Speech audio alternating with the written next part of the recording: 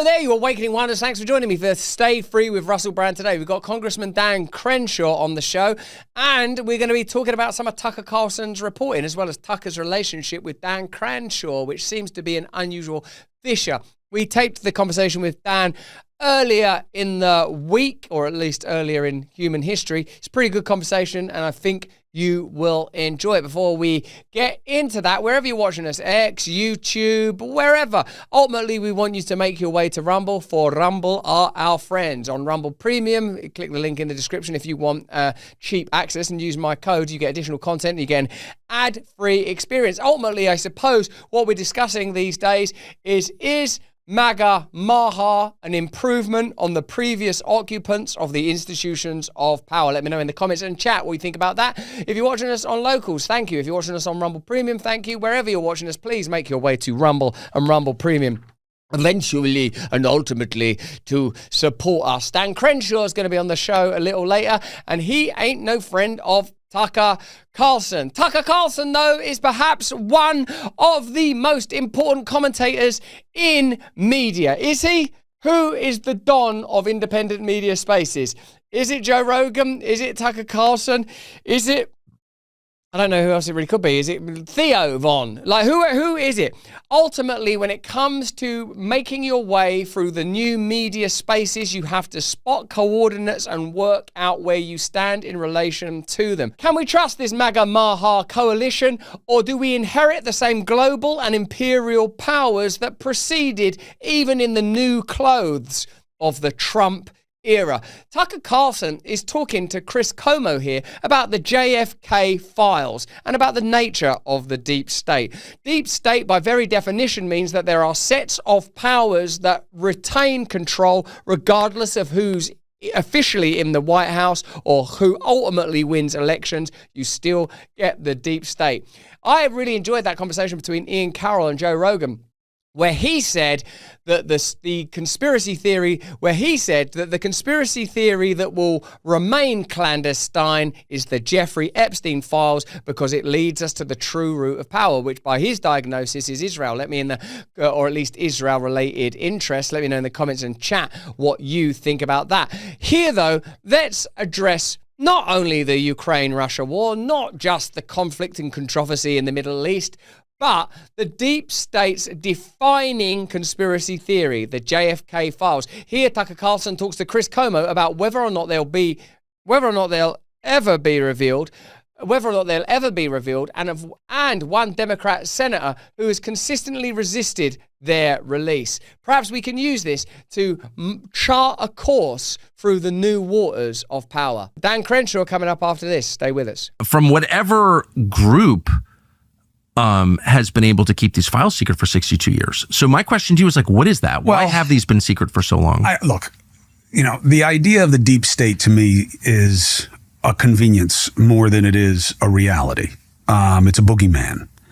Why don't they put it out? Because institutions protect themselves, Tucker, as we both know. Really? And there is clearly information in those files that are going to make the CIA look bad. Just the CIA? Well, whatever. Different agencies. No, not whatever. I don't know, because I haven't seen it. Well, so here's, it could be the FBI, it could be the CIA. Okay, so I've always thought that.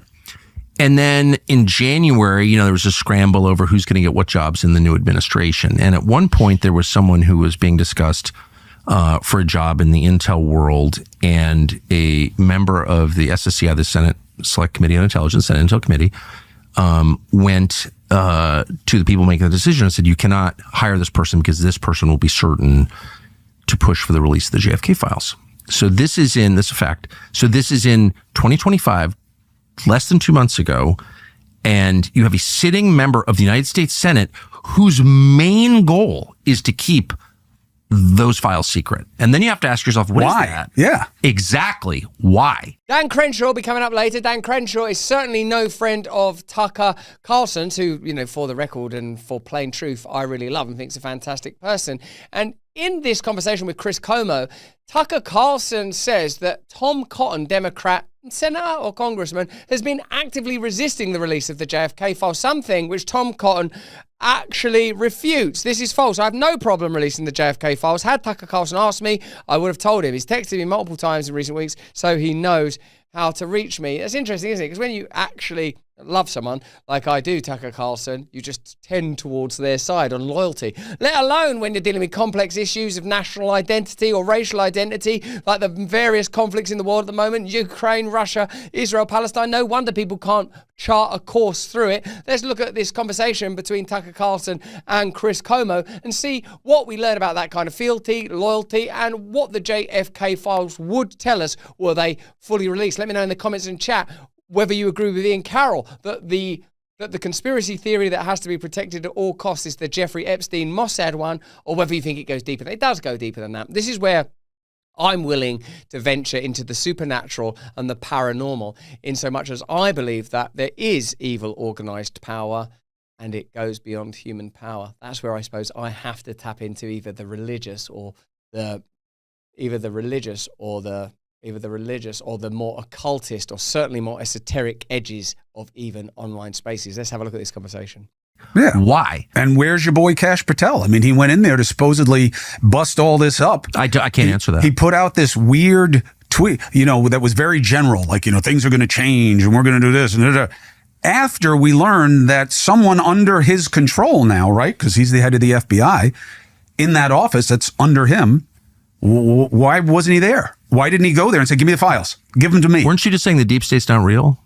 I don't know. I don't believe in the deep state as a boogeyman. What the hell is going on? But look, they're his guys. I'm just saying, why didn't he go there and say, give me the files? So let's just use logic. I can't answer that question. I think it's a great question. In order to bring you this content, we need the support of our partners. Here's a message from one now. Ever see your dog slowing down or having health issues and wonder what you can do to make it better? Well, my friend, add Ruff Greens to your dog's food for 90 days and you'll see changes that will amaze you. Guaranteed. Invented by a naturopathic doctor, Dennis Black, Ruff Greens wants to invite you to give your pup the Ruff Greens 90-day challenge. In the first 30 days, you will see shinier coats and increased energy. Wow, look at that shiny pup. By day 60, your dog will have a stronger immune system, less shedding, and improved joint function, all due to the live nutrients you've added to their diet. By day 90, your dog will be speaking to you in English and demanding a full review of how US aid has been spent over the last 4 years. That one's an exaggeration. You're going to see better digestion, reduced inflammation, improved heart health, and you might even have reduced their cancer risk. Fetch a free Jumpstart trial bag for your dog today. Go to ruffgreens.com, use the promo code Russell. That's RUFF Greens. Ruff Greens. Ruffgreens.com and use the promo code Russell and just cover shipping. You don't have to change your dog's food to improve your dog's health. Just add a scoop of Ruff Greens. Give it a little scoop. It's better than when it's coming out the other end, baby. Take advantage of our special offer, Ruff Greens. But let's just use logic for 1 second. Clearly, if you watch this, in my case, for the same as you, 35 years, watching the stuff carefully, and somebody, gets in office, I'm going to do this, that, and the other thing. And then like 5 days later, they're like, well, actually, someone has called that person to say, there's something you didn't know. Here are the consequences of doing that. Someone has applied very serious pressure on this person. Pressure so serious that person is willing to humiliate himself. I reckon the reason people like Tucker Carlson is because of moments like that where he reasons his way through what might have happened. None of us have direct and undiluted access to truth in so much as all of us have our own biases. But I would say the new media climate and template requires that kind of personability. And some people do it very naturally and beautifully like Tucker Carlson, and probably everybody's trying to emulate or find their own version of this is my authentic take on these events. Because now that centralized media, the kind of media that I used to work for, that Tucker used to work for, that Como used to work for, has lost its credibility. People are now just going to go to voices that they trust in that space. It's difficult to think that Kash Patel might be a human being, or FBI agents and workers are just human beings. And I personally believe, of course, that there is organized evil power exerted through human institutions. So that's where I depart from purely rational analysis. But I reckon it's easier and probably more sensible to reach people on the level of that which can be measured. For obvious reasons, if you can't corroborate it, it just sounds like crazy ranting. Little late now, huh? Humiliate himself. So wait a minute. Here's the part I don't understand. So who's that person exerting the pressure? But you are uniquely qualified to get this answer, because one of us can call the president of the United States right now and ask him. And the other one is me. So why don't you know? That's a great question. It's the only kind I ask. I'm the great question asker of all time. I've been asking great questions forever. Maybe not during the pandemic. At a member of the Senate. He said sorry for that. You can't keep banging on. It's all right. At a member of the Senate Intel Committee, I'm not guessing, called over and said, you cannot appoint this person. So why don't you expose that person, first of all, so we can start chasing after him? Tom Cotton of Arkansas did that. Tom Cotton? Yes, correct. And did you ask him? I haven't. No, I haven't asked him. What the hell's going on with you? I'd like to. And kind of makes people suspicious of you, by the way. Because if you know that Tom Cotton said you can't pick this person that because is correct, and then you didn't go to him and find out why.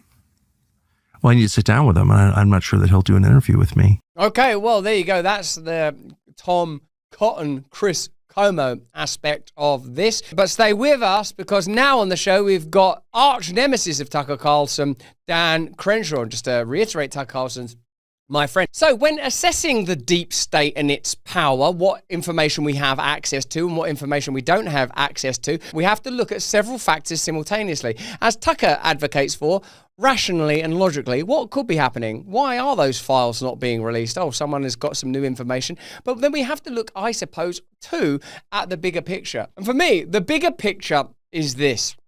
There are dark powers behind human powers that use human power to facilitate their ends.